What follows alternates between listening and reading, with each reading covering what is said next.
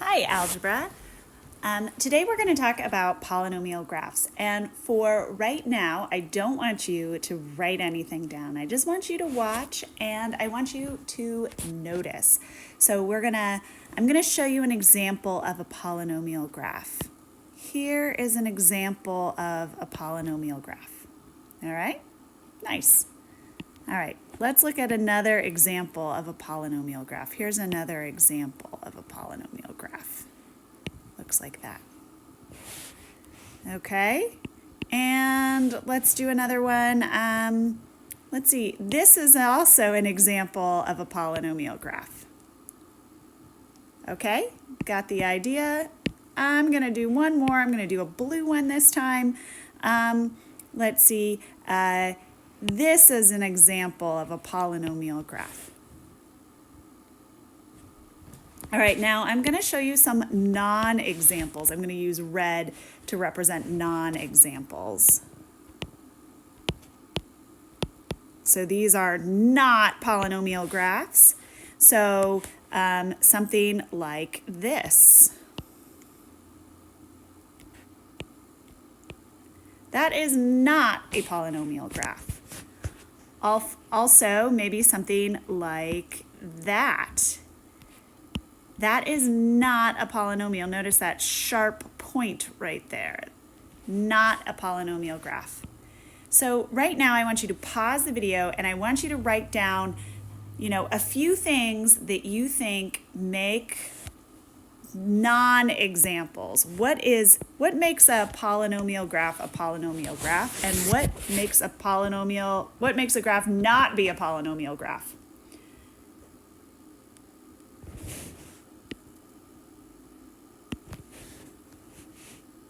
Okay, if you're back watching this video, that's because you've written down some examples of what you think make polynomial graphs and what you think don't make polynomial graphs. So now we're going to move on to some specific polynomials. So, we're learning about polynomials this unit, but perhaps you remember that, a polynomial is a monomial or a sum of monomials. So you could have something like y equals 2x plus 3. That is a polynomial, right? It's a linear function. It would be a linear polynomial. And when we put that y equals there, now we can graph it.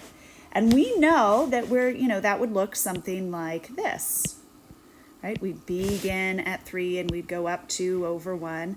And so we'd have, what would be a line, a linear function. And we have also studied another polynomial so far this year. We've studied, what was the last thing we did? We did quadratic functions. Remember that? So, y equals x squared minus 3, that would be a quadratic binomial, and we would know how to graph that. We would just move down 3. Now our y-intercept is -3, and we'd follow the parabola pattern because a is 1, so we'd know we'd go up 1 over 1, up 1 over 4, or up over 2, up 4, over 3, up 9, and we'd get that nice, pretty smooth curve right there. So technically, everything that we've done so far this year has been polynomials, but I want to show you some other polynomials. So we already know about linear functions. We already know about quadratic functions. We mentioned this, but we may not have gone into a lot of detail. That right there, the exponent right there is 1. So we have x to the 1, x to the 1, and x to the 2. Okay, so now we're going to look at some more of these. So what if we had a cubic function? Now, in general, a cubic function would be in the form of y equals ax cubed plus bx squared plus cx plus d. Okay, and let's see here, a cubic function could look something like this.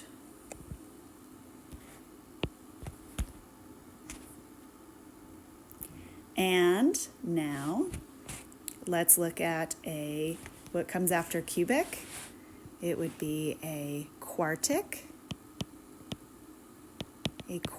function. Might it be in the form of y equals ax to the fourth plus bx cubed plus c x squared plus dx plus abcde. Now, a quartic function might look something like this. Now, if you're thinking, do I need to be writing this down? Right now, just watch, because we're going to have a chance. You can always write this down later. I will be posting it, but right now I just want you watching and noticing. What are the patterns that are coming up? Okay, the next one that we might look at would be a 1, 2, 3, 4, 5 quintic. A quintic function. A quintic function is a polynomial function, and that would be in the form of, say, something like y equals ax to the fifth plus bx to the fourth plus cx cubed plus dx squared plus ex plus f. That it could be as much as that, right? Remembering that A must be non-zero, but B, C, D, E, or F could be. And a quintic function might look something like this. Whoop, whoop, whoop, whoop, woo.